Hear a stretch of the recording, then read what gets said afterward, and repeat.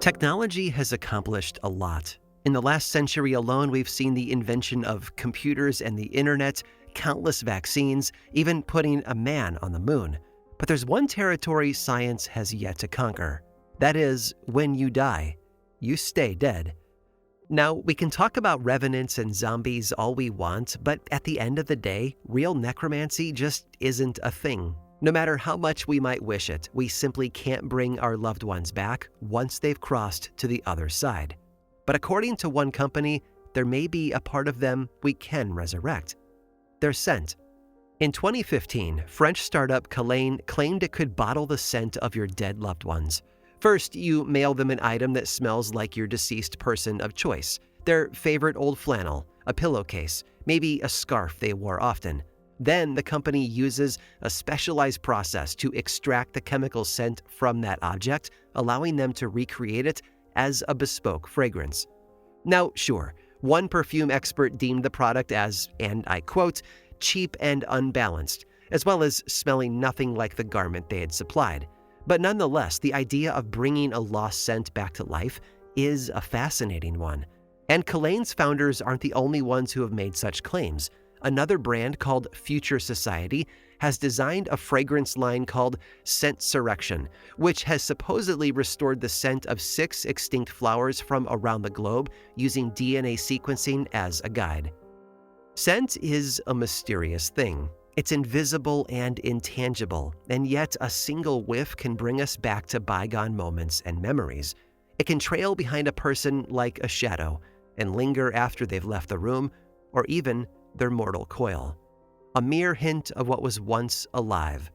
In other words, what is a perfume, if not a ghost? I'm Aaron Mahnke, and this is Lore.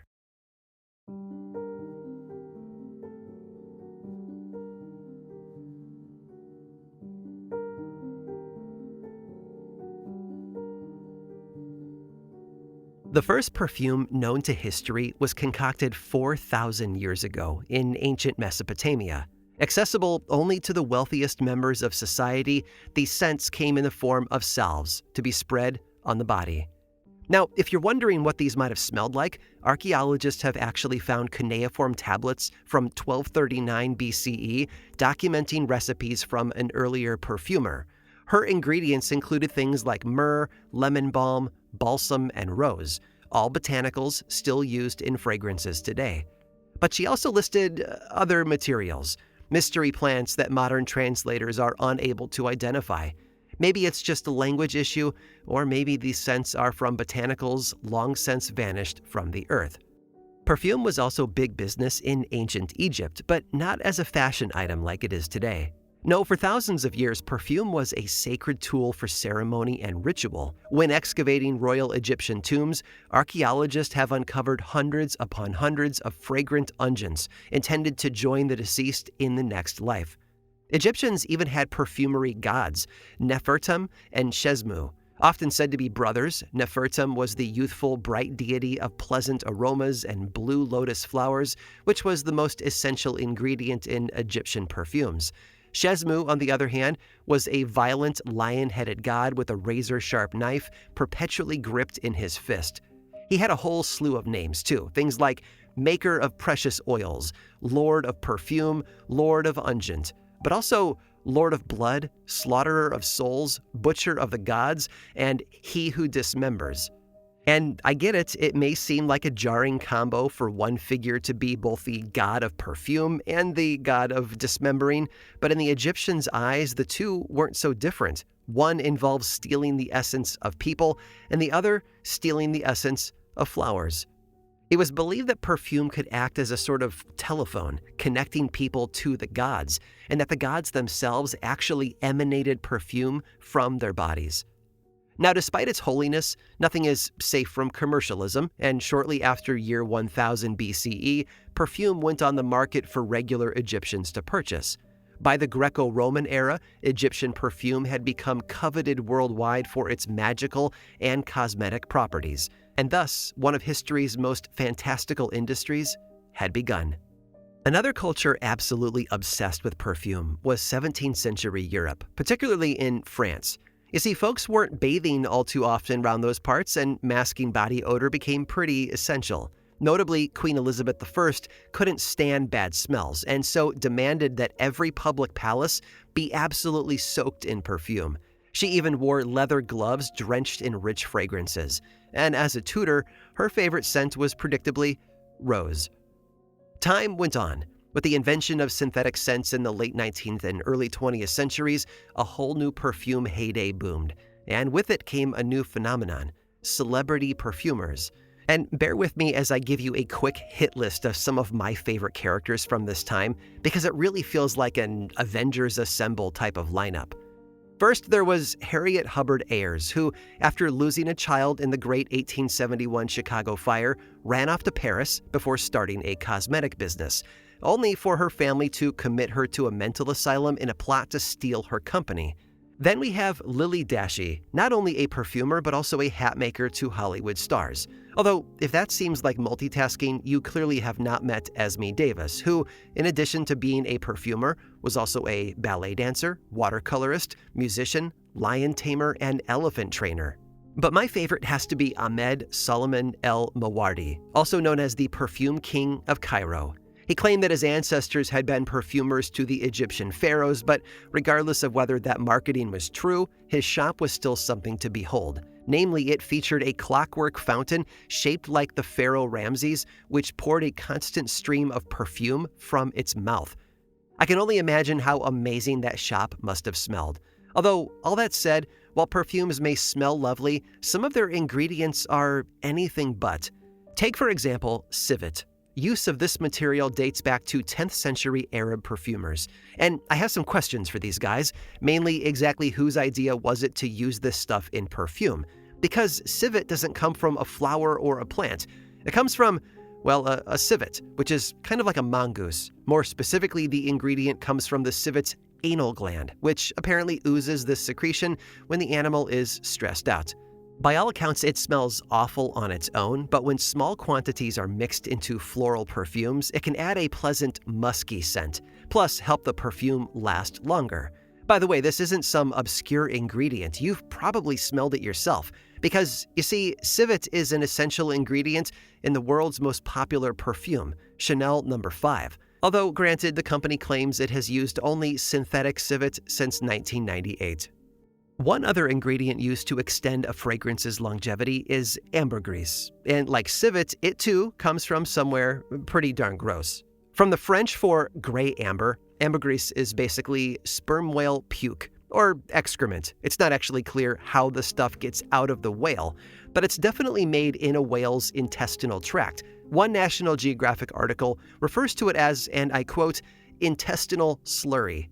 After sitting out in the sun and salt, though, it loses its fecal smell and hardens into what is basically a rock. And while I wish this episode would come with a scratch and sniff guide, a description will have to suffice.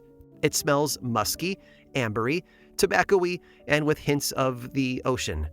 It may sound unappealing, but ambergris is actually so sought after, it's sometimes referred to as floating gold. Good quality ambergris can cost thousands of dollars per ounce. Just a caveat though, before you change your name to Captain Ahab, ambergris is illegal in the US due to sperm whales' protected status. Then again, there are many perfumers in other parts of the world who still use ambergris every day. I wish I could say perfumers drew the line at civet and ambergris, but alas, there is more. Castoreum lends a warm, leather-like scent to fragrances and happens to come from the castor sac, which sits near the genitals of both male and female beavers.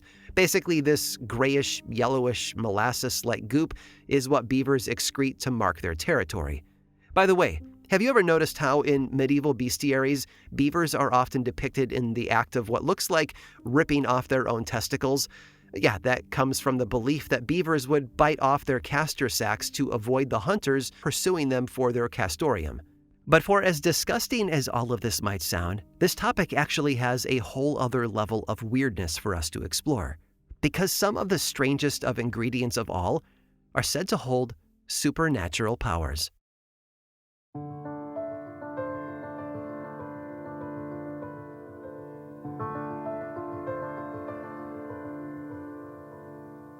The text of the spell was clear.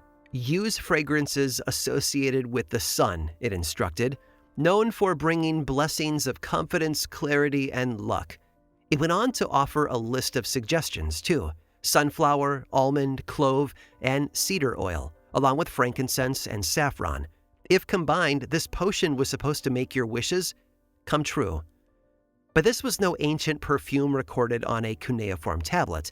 No, it's actually an excerpt from a 2022 article entitled "Use Perfume Magic to Manifest Your Destinies," published by none other than Teen Vogue.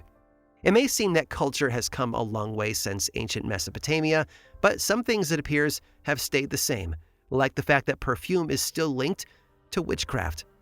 Now, it certainly makes sense how it all got started, right? After all, those early priests would have smelled strongly of their ceremonial incense and herbs. It's only natural that people would come to associate that smell with the magic makers themselves. And the connection continued into literature. In the ancient Greek epic Argonautica, which tells the story of Jason and the Argonauts, the poet takes particular care to describe what the legendary sorceress Medea smells like: ambrosia, nectar, and sacrificial incense. Her actions, too, are closely linked with fragrance. She gives Jason a perfumed ointment to make him invincible. Then she uses a powerfully scented drug to lull the serpent guarding the golden fleece to sleep, and even uses the smell of magical herbs to lure her own brother to his doom. Later, during the Augustan age, the poet Horace wrote of a witch named Canidia, who uses magical perfumes to enchant her victims. She herself, though, is presented as smelling like, and I quote, "rot, grave dirt, blood, garlic, and poison." And that's important to point out, because from then on, a new precedent was set. The ingredients that witches used in their spells smelled good for sure, but witches themselves were believed to smell horrible. In fact, the stench of a witch became such a common concept that it even played a role in witchcraft trials. For some unlucky folks in the days before deodorant, having a foul body odor was enough to brand you as a witch. After all, everyone knew that witches smelled bad, so therefore, if you smell bad, you must be practicing witchcraft. Why did witches smell bad, you might ask? Well, according to one 16th century demonologist, it came from copulating with demonically possessed corpses. Charming, I know. And yet, despite the stigma, the use of perfumes in witchcraft and spellcasting continued to be practiced well into the modern era. Aleister Crowley believed that perfumes vitally linked the physical and the astral planes. A particular fragrance known as Hungry Water was believed to magically preserve youth and beauty. And then there's the mystical cologne, Florida Water. Now, when I hear the words Florida water, I tend to envision an alligator basking on a SeaWorld water slide more than, say, the sacred elixir of life. But this perfume is viewed by many communities to be just that. Created in the year 1808 by perfumer Robert Murray, Florida Water is a citrusy eau de cologne smelling of cinnamon, rose, bergamot, and orange flower. Murray himself lived in New York, but probably named his product after rumors that the legendary Fountain of Youth itself was hiding in none other than the Florida Territory. And this cologne, well, it was used for a lot more than just smelling nice. By the mid-1800s, it had become a common household essential in not just the US, but the Caribbean and South and Central America as well. Folks poured it into their bathwater, dabbed it on sick family members, and even downed shots of the stuff as a quick pick-me-up. And then, of course, there were the magical uses. Now, to understand the true occult power of Florida water, we have to go back to the days of the transatlantic slave trade. Although enslaved people were forced by their Christian enslavers to practice Christianity, many developed their own religious practices in secret. As people from all over Africa blended their ancestral traditions with Christian teachings, new rituals emerged, rituals that required holy tools. And being enslaved people, they had little access to supplies, but they did likely have access to Florida water. Basically, this stuff was as common as Axe body spray and would have been sitting around enslavers' households where domestic slaves would have encountered it every single day. Some even claim that it was used to wash the decks of slave ships. And so it's believed that for these enslaved tradition makers, Florida water took on the role of holy water. One small sprinkle and bad energy would run for the hills. And that was it. The match had been struck. From those roots, Florida water spread to spiritual traditions such as hoodoo, voodoo, and Santeria.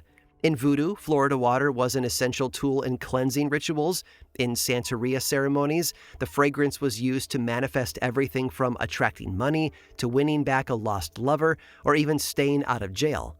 And here's the thing. All those true believers may have actually been onto something, because Florida water happens to be 81% alcohol, strong enough to be a viable hand sanitizer. That's right, it actually can purify and protect you from the bad energy of disease.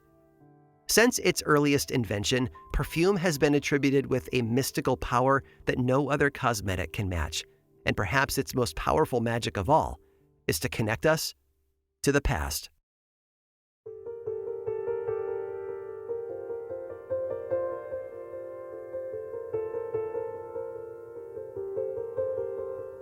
It was the summer of 2000 when the expedition descended into the abyss.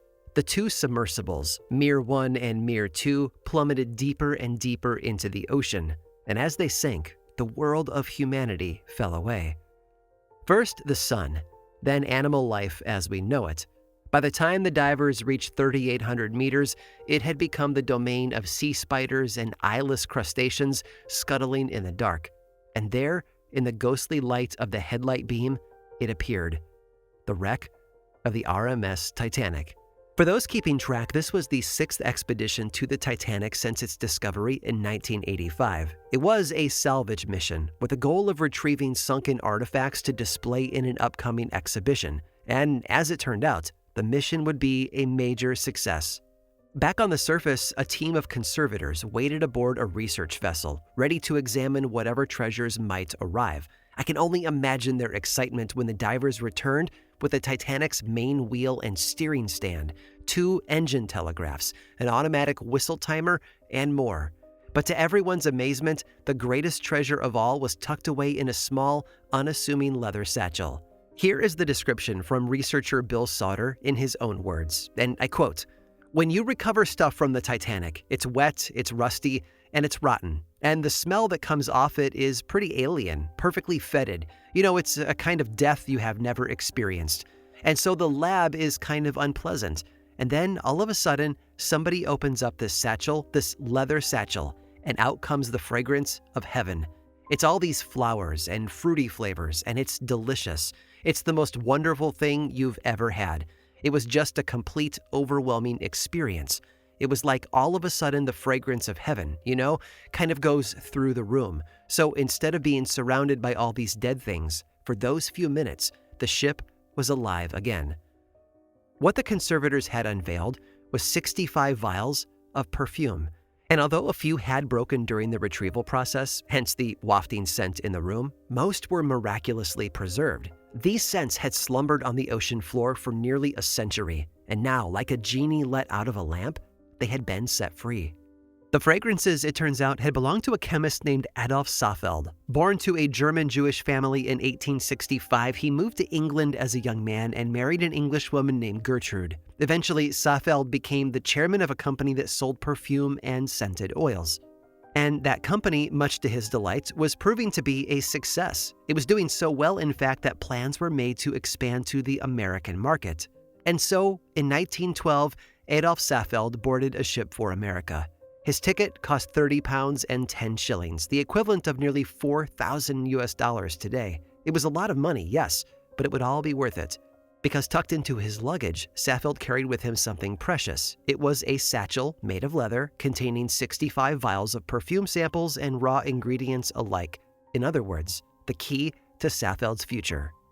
That future was looking brighter than ever as he sat down to write a letter home to Gertrude. He described the wonderful boat that would convey him across the sea, a boat that everyone said was unsinkable.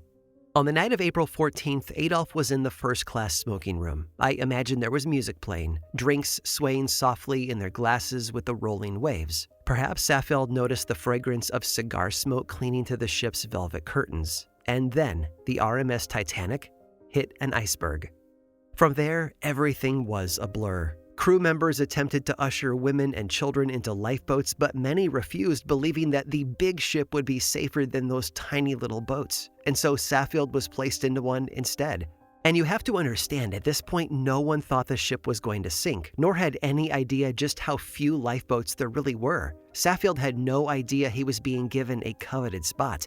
In fact, authorities probably placed him in the ship specifically to convince women and children that it was safe enough to join him. He would later go on to write, and I quote, "All expected to go back after damage patched up, but as we drifted away gradually, we saw Titanic sink lower and lower, and finally lights on her went out." And then, even though his lifeboat was nearly 2 miles away by this point, the sounds of screaming began slicing through the night. Saffield mercifully survived the famed disaster, but I wonder at what point he realized that he had left his priceless satchel with perfume on board the doomed ship. After the sinking, he faced immense stigma as a male survivor. Only 20% of male passengers had survived, and nearly all of them were accused of being cowards. He suffered from what we would now call PTSD, lying awake long into the night. Sometimes his chauffeur, Patch, would even drive him around until he fell asleep. Adolf Saffield passed away in 1926. His obituary remembered him as a warm, witty, and intelligent man who was, and I quote, "a father to the fatherless and ready to help those in need." And little did he know, 74 years after his own death, his drowned perfume would come back to life. According to one perfume historian, sinking to the ocean floor may have been the best thing that could have ever happened to those vials. You see, they found themselves in the ideal conditions for preserving scents, fully sealed and in a cool, dark place. Which is why, when the satchel was opened all those years later, it felt like a ghost had walked into the room. I'll leave you with this memory from Ken Marshall, whose Titanic paintings inspired the James Cameron film and who also happened to be in the lab that day. "It was unreal," he said, "just wonderful. It smelled as fresh and sweet as if an elegant lady from 1912 had just walked into the room. That scent," he continued, "pervaded the room for days. It was all over the conservator's gloves, of course, which ended up in the trash. Needless to say, I snatched those gloves out of the garbage and saved them."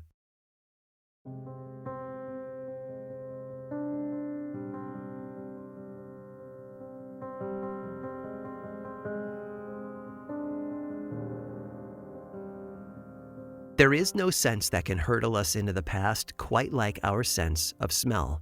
You may catch a passing stranger's aftershave on the breeze and suddenly be 4 years old again sitting in your grandfather's lap. Or a whiff of laundry detergent might send you right back to that friend's basement where everyone hung out in high school. But this power extends beyond our own memories. For those lucky witnesses in the Titanic laboratory, they got to close their eyes and travel back in time to someone else's life. With that said, if you're left with a nagging urge to smell Saffield's perfume for yourself, I've got good news. In 2012, the 100th anniversary of the Titanic sinking, a perfume called Legacy 1912 was released. According to the perfume makers, the scent was inspired by those very vials recovered from the ocean floor, surrounding the wearer with, and I quote, "delicate lemon and nerolise alongside blushing rose and warm, sheer amber." And while the company seems to have retired it, don't worry, because there's a second way to achieve your White Star Line dreams. According to Ken Marshall, of glove-stealing fame, a cologne called Vetiver by the Parisian company Guerlain smells exactly like that wonderful fragrance from the laboratory. So naturally, both our researcher Cassandra and our writer Jenna Rose acquired little bottles of the stuff, and they can attest that it not only smells quite nice, but a dab on the wrists does make them feel very, very haunted. There's something ghostly about a scent that lingers on all those years later. Perhaps it's because usually fragrance doesn't exist on its own. The smell of rose is tied to a physical rose, a solid living flower emitting that smell. Your grandfather's aftershave is tethered to your grandfather. But imagine how spooky it would be if suddenly an entire empty room filled unprompted with the scent of roses, or your grandfather's scent long after he passed away. This is what perfume does. It takes an invisible essence that should be paired with a living body, and it isolates it and preserves it, almost like it's plucking out a person's spirit. And by the way, that word spirit, it comes from the Latin spiritus, which means breath. And that makes sense, because it is through the act of breathing that we take in all the odors of the world.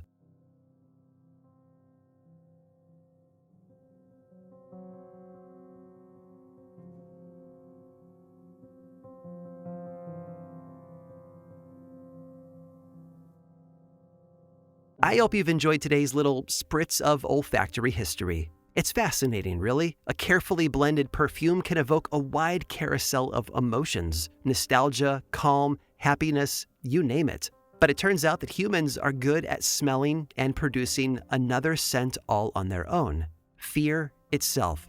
And I have one last story to demonstrate what I mean. Stick around through this brief sponsor break to hear all about it. This episode was sponsored by BetterHelp. Workplace stress is now one of the top causes of declining mental health, with 61% of the global workforce experiencing higher than normal levels of stress.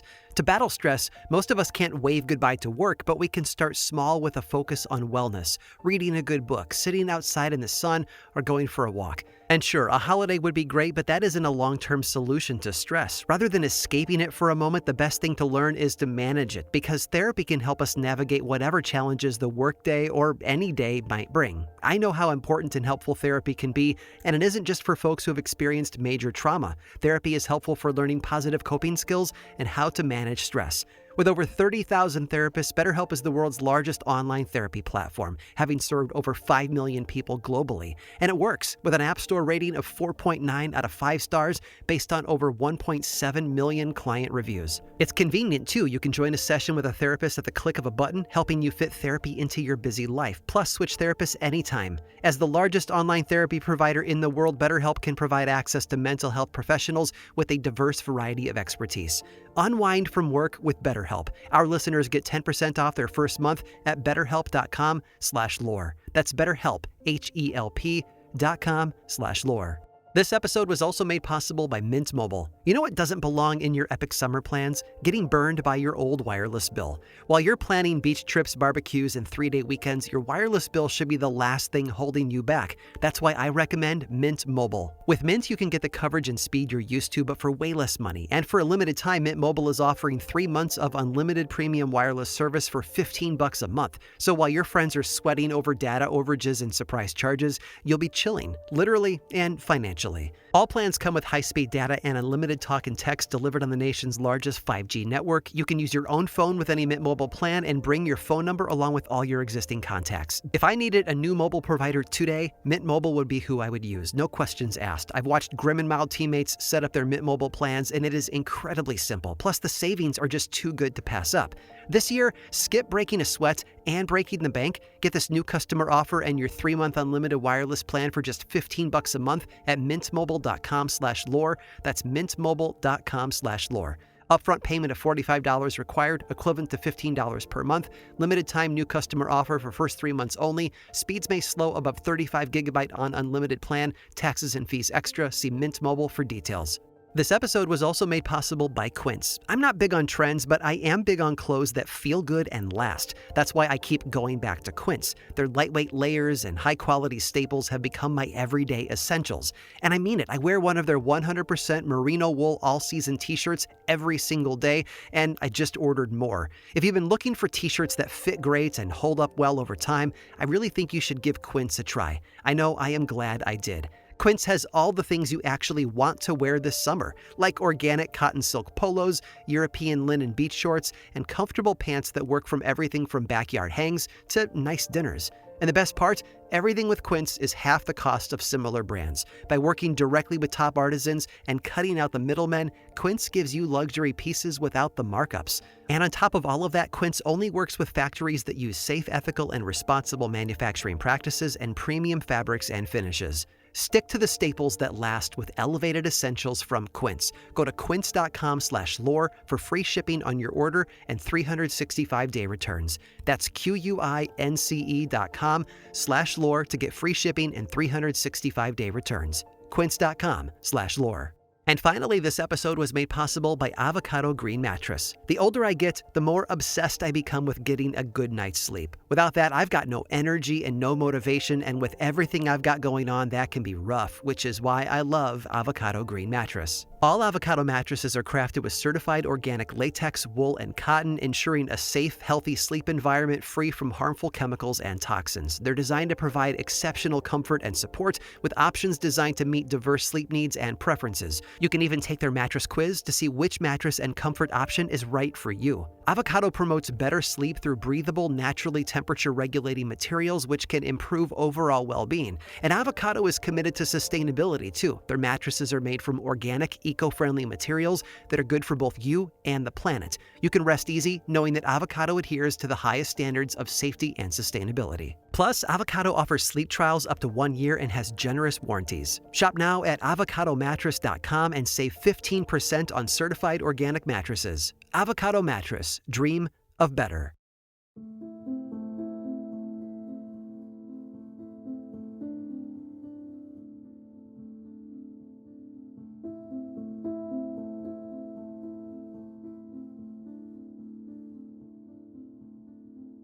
When the skydivers jumped from the plane, they were terrified. No one in the group had ever been skydiving before, after all, and despite everyone's excitement, one can only imagine the panic flooding through their nervous systems as they plummeted toward the Earth. Except, well, we don't have to imagine it, because there's scientific proof. Let me explain. Fear is mental, sure, but it's also chemical. When we're frightened, hormones like cortisol and adrenaline flood through our bodies. And in 2008, a research team at Stony Brook University in New York had an idea. What if those chemicals, when inhaled by someone else, could make that stress contagious? In other words, what is the smell of fear? And so the Stony Brook researchers organized a tandem skydive of 144 first-time jumpers with a very specific goal: to collect their sweat as they fell. They did this by taping absorbent pads to their armpits. Not exactly high-tech, I know, but it did the trick. And then next, a new group of volunteers joined the study, but these folks weren't jumping out of any airplanes. No, they were placed into fMRI machines, and then that skydiver's sweat was wafted under their noses. Which is when the scanners began to light up. Their brains were showing undeniable signs of fear. And I know what you're thinking. Plenty of people feel panicked inside of MRI machines. Was it really the sweat causing it? Well, the researchers were one step ahead of you. Because unbeknownst to those skydivers, they weren't all smelling the same sweat. Some of them had been given skydive sweat, while others were given sweat collected from those same skydivers, but on a different day, while simply running on a treadmill. And as it turns out, those who inhaled the treadmill sweat showed noticeably less activity in the fear zones of the brain than those huffing on skydiving sweat. In another study, volunteers were given stress-infused sweat to smell and then shown pictures of human faces bearing various expressions. Those who inhaled the stress sweat were better able to point out subtle anger than those who didn't. That's right, smelling someone else's fear actually heightened their ability to identify a threat. And I have to say, all of this has some pretty chilling implications, because if fear can be induced by a mere scent on the air, what is stopping us from turning that into a weapon? And sure, there could be less sinister applications for this, like making training for stressful jobs more realistic, or even being a stimulant to keep drivers awake on long road trips. But like witches' perfumes of old, there are also concerns that this fear chemical could be synthesized and used for evil. Imagine an invisible mist of dread and horror rolling over a crowd of protesters or concert-goers. What panic would ensue? Could it cause stampedes? Would friends and family members turn on one another? But before you get too worried, I should tell you that experts aren't concerned. To quote one psychologist, even if the chemical was to be unleashed in a crowd, it would be highly unlikely to cause mass panic. Fear is biological, of course, but the important thing is the psychology and how you cognitively appraise the situation. I don't think you'd get terrified for no obvious reason. But then again, if you've ever sprinted up the basement stairs certain of an invisible threat at your back, then you know full well people get terrified for no reason at all the time. And there's a good reason to be wary. Because here's the thing. The group that originally funded all of this research was a little organization called the U.S. military.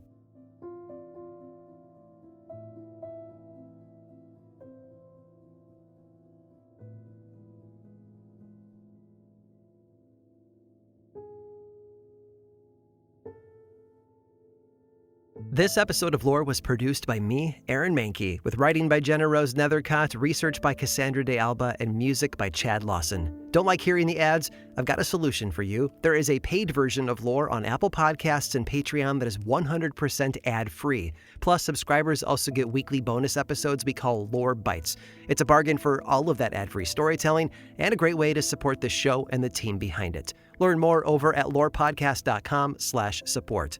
Lore is also much more than just a podcast. There's the 3-volume World of Lore book series available in bookstores and online, and 2 seasons of the television adaptation on Amazon Prime. Information about all of that and more is available over at lorepodcast.com. And you can also follow this show on platforms like Blue Sky and YouTube. Just search for Lore Podcast, all one word, and then click that follow button. And when you do, say hi. I like it when people say hi. And as always, thanks for listening.